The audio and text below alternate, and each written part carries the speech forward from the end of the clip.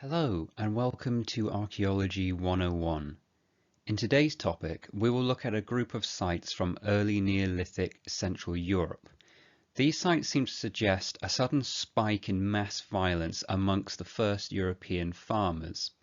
We shall explore several case studies of mass grave sites, all of which have transformed the understanding of social relations amongst Neolithic populations.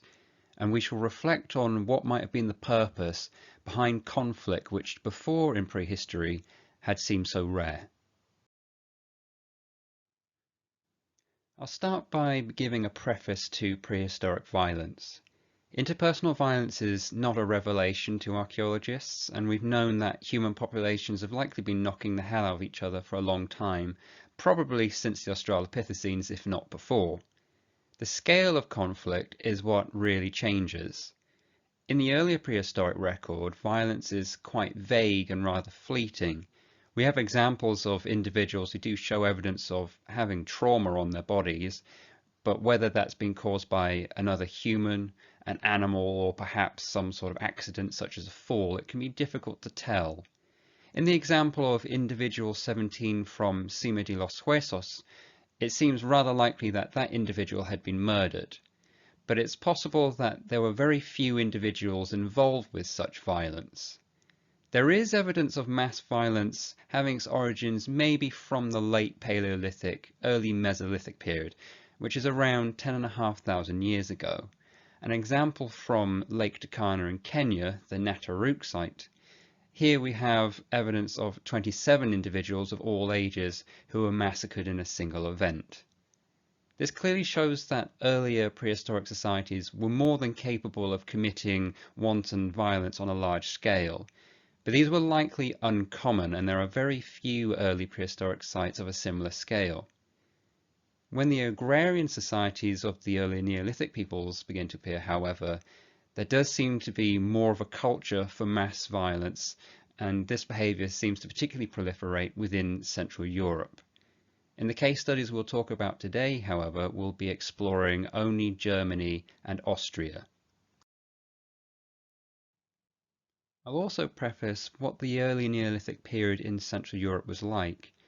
It begins around 5600 BC, ending around 4900 BC.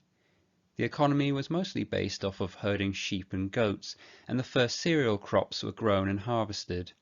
All of these were likely introduced from the Near East, places like Anatolia. People often lived sedentary lives for the first time within large wooden and turf longhouses, often within small villages which crop up all over Central Europe, and these are sometimes built upon over successive generations.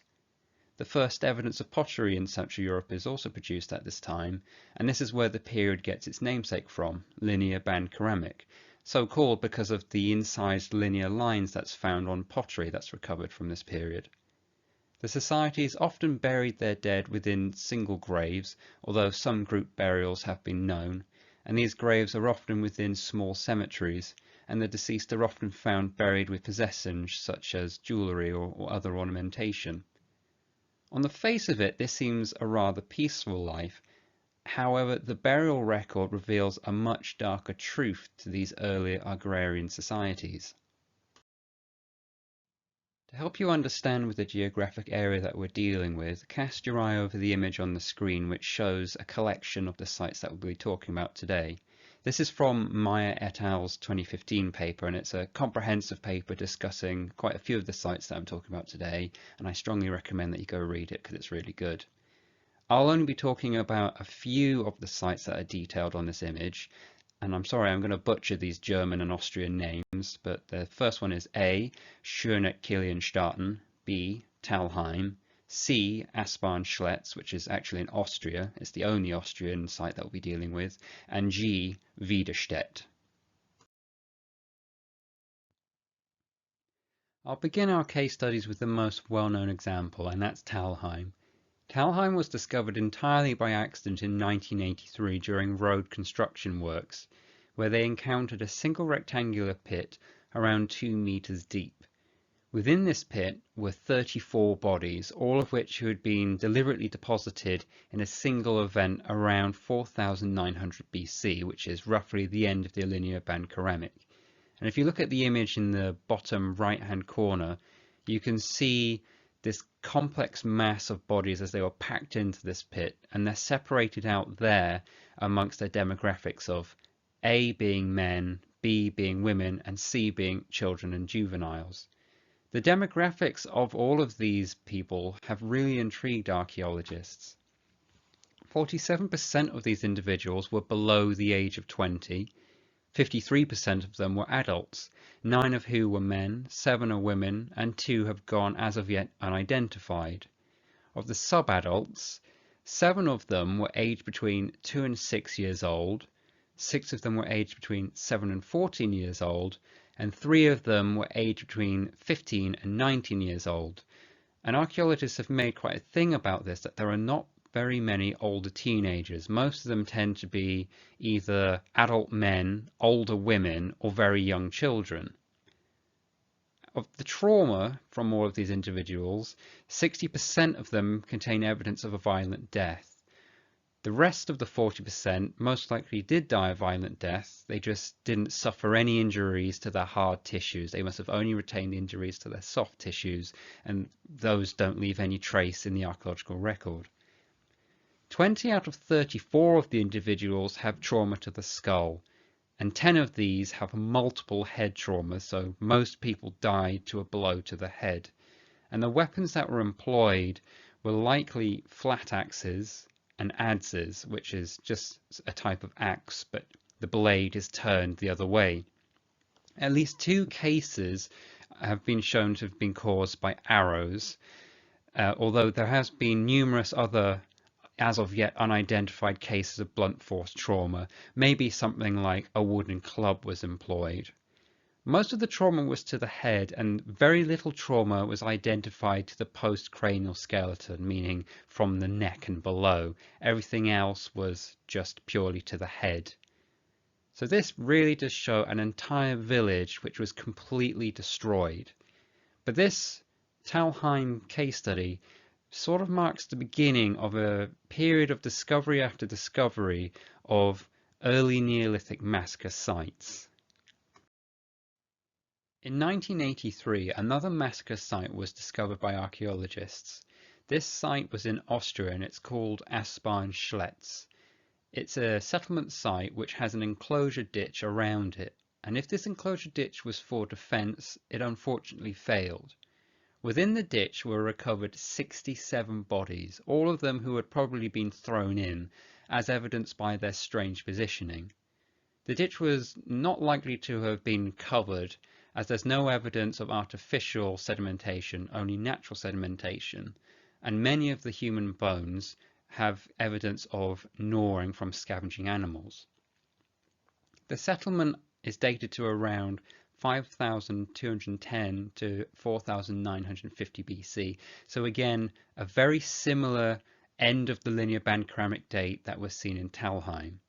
The demographics, although on a larger scale, are also very similar to Talheim. We have here 18 infants, 5 juveniles, 16 adult males, 9 mature males, 5 adult females, and 8 mature females. So very young children, quite a few adult men, but very few young women, and I'll discuss this later on. There were 33 skulls recovered from the ditch. 100% of them had trauma on. Most of the trauma was shown to be on the front of the victim's face, so this suggests that there was face-to-face conflict, as opposed to Talheim, where it's been suggested that many of the individuals were hit from behind, so perhaps if they were executed or if they were running away. One unfortunate teenager in Aspern had actually been shot in the face with an arrow, but most were killed with blunt weapons.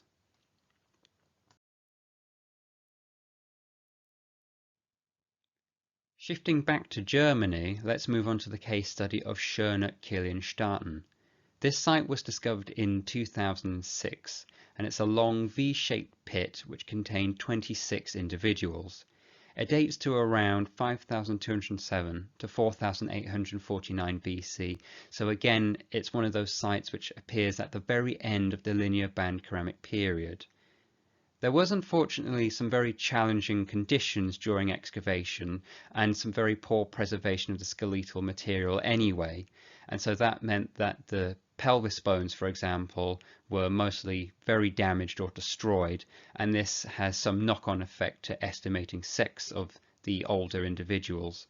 However, there were still some amazing insights into the individuals that were buried here. Within the backfill of the pit itself, settlement refuse, including pottery, was found, so this suggests that the site was either within or very close to a settlement.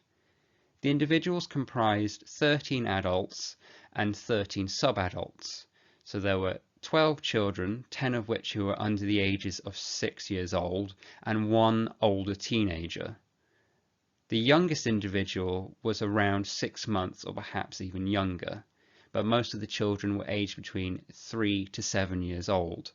And the researchers seemed very interested that there were no children aged between the ages of 9 and 15, and this doesn't seem to reflect the demography of nearby contemporary cemeteries. There is one individual, however, who is aged between 16 to 21 years old. The lack of teenage individuals has been picked up upon, and this might reflect athleticism of the teenagers, or perhaps the teenagers were targeted for captivity. Out of the adults, 2 of them were aged 40 years old, and they were likely female. Another 9 of them were male. The trauma again shows lots of trauma to the head, and it suggests more face-to-face violence. However, in complete juxtaposition to the other case studies, there's a lot of trauma to the individual's lower limbs. 50% in fact contain trauma to the lower limbs, mostly to the shin. And this could be evidence of torture, or it could be evidence of overkill, so continuing to hack at the remains even after the individual had died. And some researchers have suggested this might have been a way to prevent an individual's spirit coming back and getting you. I couldn't fit an image of the Schöneck burial pit on the previous slide, but in fact you can see on the image that it's been stitched together from several images, as the archaeologists weren't able to get a decent shot of it in one. You can see that the sides of the pit slope down into the center, and that's what gives it that V-shaped appearance. Our final case study is Vashet. I've left this one to last purposefully because it doesn't quite reflect the evidence that was found in the previous 3 sites. There are some similar themes, but as you'll see, there are some differences as well. The site was excavated in 1998, but it was shown that the site had been disturbed by 18th century cemetery diggers who actually accidentally removed the head of one of the skeletons that were placed in this pit. The site was actually discovered during construction works, and unfortunately the modern construction works damaged the pit, and it was already winter conditions, so the rescue excavation that was undertaken by archaeologists unfortunately didn't have the time or the resources to do a proper and thorough excavation. However, the pit was shown to contain 10 individuals, and it was thought that the pit had likely been used as a refuse pit before the skeletons were actually placed into this pit, probably out of convenience. Out of the 10 bodies identified, 8 of them were sub-adults and 2 of them were adults. One of the adults was male and 1 was female. Out of the sub-adults, 5 of them were aged between 7 and 12 years old, 8 out of 10 of the total sub-adults being between the ages of 3 and 15. The adult male, was aged between 18 and 25, and he was the one who had his head accidentally removed by the grave diggers. And there was a woman aged between 35 and 45. The burials were thrown in, there was no real care in their interment, and it was probably quite rapid. However, there's no evidence of violence on the bones of these individuals. So what could have killed them? Was it evidence of an epidemic or some sort of horrific accident? No one actually knows. It is possible that they may have suffered some soft tissue damage, but there is absolutely no evidence on the hard tissue of how these people died, and it's still a mystery to this day. And that's why, even though it looks like a massacre event, it very well might not be. You've probably already picked up upon several common themes amongst all of these case studies, but let's go through them now. All of these sites are from the later linear band ceramic, which is a time when people are becoming sedentary, and this means that there was more likely a struggle for territory, which led to violent clashes. But there may have been several factors for each of these massacre sites. The distinct lack of younger female remains amongst all of the sites, for example, suggests that there was a motive to go and attack another group to gain access to young, fertile women so that the survival of the group can be ensured. There may have been struggles for fertile land, food, and animals, which also led to violence. There may have been bad harvests, which increased the need to go and commit extreme violence against another group to continue the survival of your own.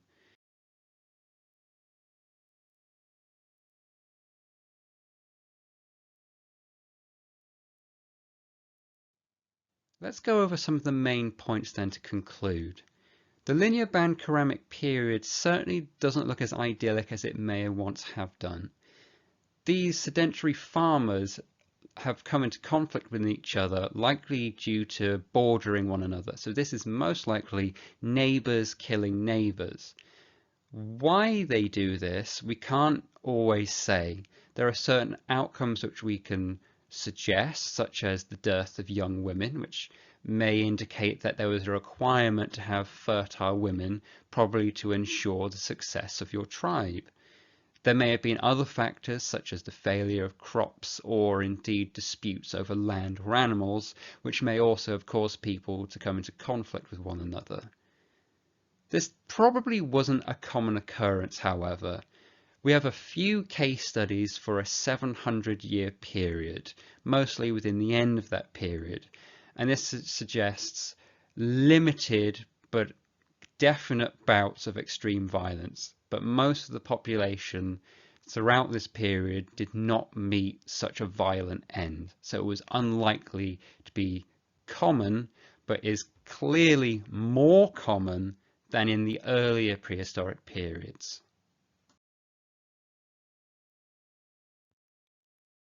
Thank you very much for taking the time to watch this video. I hope it was informative and that you enjoyed it. As always, please go to the bibliography links and go and look for yourself at the reports I used to research this video. I recommend starting with that Maya et al. 2015 paper, as that's quite an easy read and it will point you in the direction of other articles as well. Thanks again for watching, and I hope to see you next time on Archaeology 101.